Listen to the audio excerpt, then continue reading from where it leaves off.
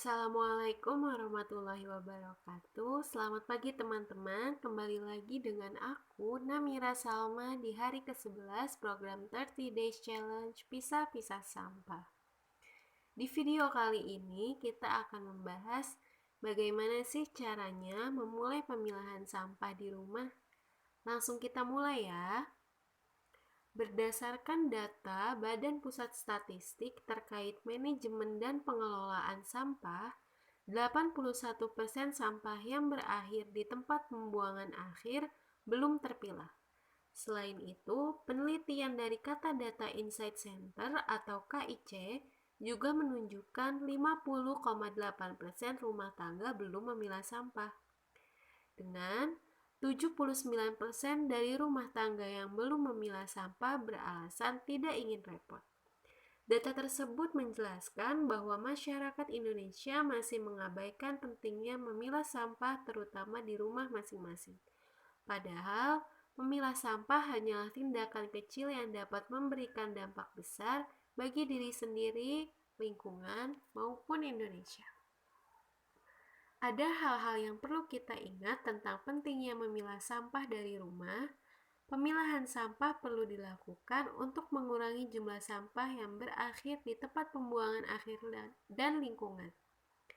Dengan berkurangnya jumlah sampah di TPA dan lingkungan, kita bisa menghindari timbulnya ancaman bagi lingkungan seperti zat berbahaya yang dapat meresap ke dalam tanah, gas berbahaya yang dapat mempercepat penipisan lapisan ozon, dan dampak-dampak negatif lainnya. Lingkungan yang bersih dengan jumlah sampah yang minim atau tidak ada tumpukan sampah sama sekali, maka lingkungan tersebut tidak akan menjadi sumber penyakit bagi makhluk hidup, baik manusia, hewan, ataupun tumbuhan. Lalu, langkah apa sih yang bisa kita lakukan sebagai pemula untuk memulai memilah-milah sampah di rumah?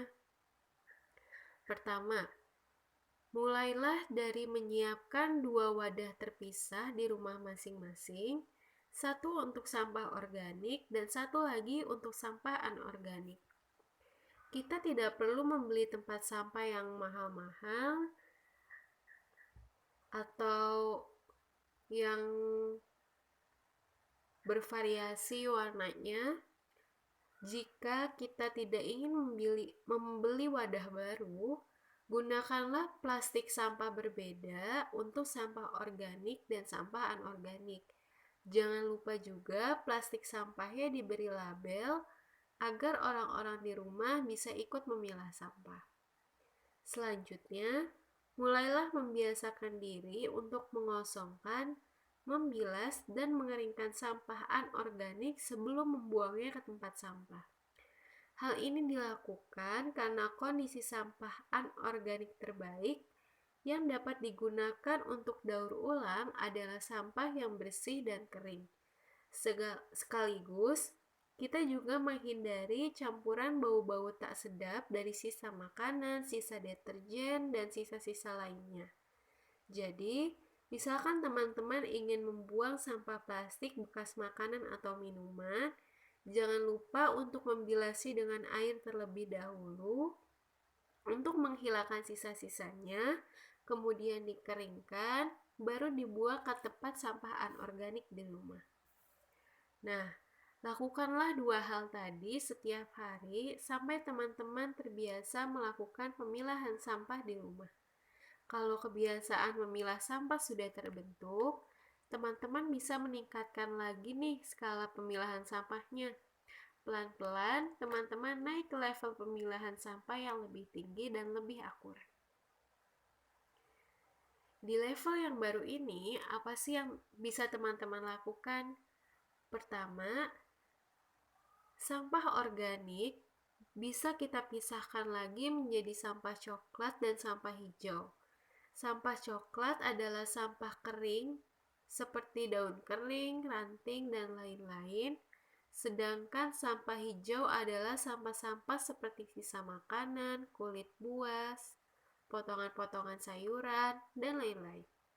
Dengan memisahkan sampah organik menjadi sampah coklat dan sampah hijau, teman-teman akan lebih mudah mengolah sampah organik menjadi kompos. Kedua, pisahkan sampah anorganik ke dalam kategori yang lebih rinci. Jadi, teman-teman akan memiliki tempat sampah berbeda untuk sampah kertas, sampah plastik, sampah kaca, dan sampah logam. Sampah seperti kertas HVS, kertas karton minuman bekas, karton, koran, dan majalah masuk ke tempat sampah untuk kategori sampah kertas. Kalau PETE, HDPE, LDPE, PP, dan PVC dan styrofoam adalah sampah plastik. Cermin, botol kaca, dan pecahan kaca adalah contoh sampah kaca. Kaleng minuman ringan, peniti, dan paku adalah contoh sampah logam. Hal ketiga yang bisa teman-teman lakukan adalah menyediakan tempat sampah khusus untuk limbah B3 karena limbah B3 ini sifatnya dapat merusak lingkungan dan makhluk hidup. Apa aja sih sampah-sampah B3? Ada baterai bekas, cairan pembersih lantai, limbah elektronik, pestisida, dan hairspray. Sampah-sampah ini harus dipisahkan dan dibuang ke tempat khusus pembuangan dan pengolahan limbah B3. Hal yang keempat yang bisa teman-teman lakukan adalah menyediakan tempat sampah khusus untuk jenis sampah medis dan infeksius untuk mencegah penyebaran penyakit.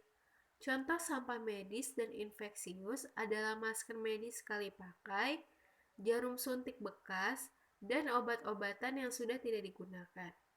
Sebelum dibuang, semprotkan disinfektan dan simpan dalam wadah yang rapat, serta beri label atau peringatan yang jelas dan tepat untuk menginformasikannya ke operator sampah. Nah, ini ada contoh-contoh pemilahan sampah pada level yang sudah lebih tinggi. Teman-teman bisa menyediakan tempat sampah seperti ini di rumah atau cukup dengan membedakan plastik sampah dengan label untuk masing-masing kategori sampah. Dua gambar di atas itu contoh pemilahan sampah yang dilakukan oleh salah satu komunitas peduli sampah di Indonesia. Gambar yang di sebelah kiri bawah adalah tempat sampah yang disediakan oleh pemerintah di Jerman di tempat-tempat umum. Nah, kalau yang di kanan bawah itu pemisahan sampah yang dilakukan di Korea Selatan. Menarik ya teman-teman, pemilahannya sangat rinci dan masyarakat di sana sangat disiplin. Semoga lewat penyampaian materi yang singkat ini teman-teman bisa memulai memilah sampah di rumah masing-masing ya. Gak ada lagi alasan repot karena memang memilah sampah itu tidak sulit untuk dikerjakan. Aku yakin tindakan kecil ini jika kita lakukan bersama-sama akan memberikan dampak yang besar untuk diri kita sendiri, untuk lingkungan sekitar, dan untuk Indonesia. Selamat menikmati proses pemilahan sampah di rumah masing-masing. Terima kasih dan sampai bertemu di video selanjutnya. Wassalamualaikum warahmatullahi wabarakatuh.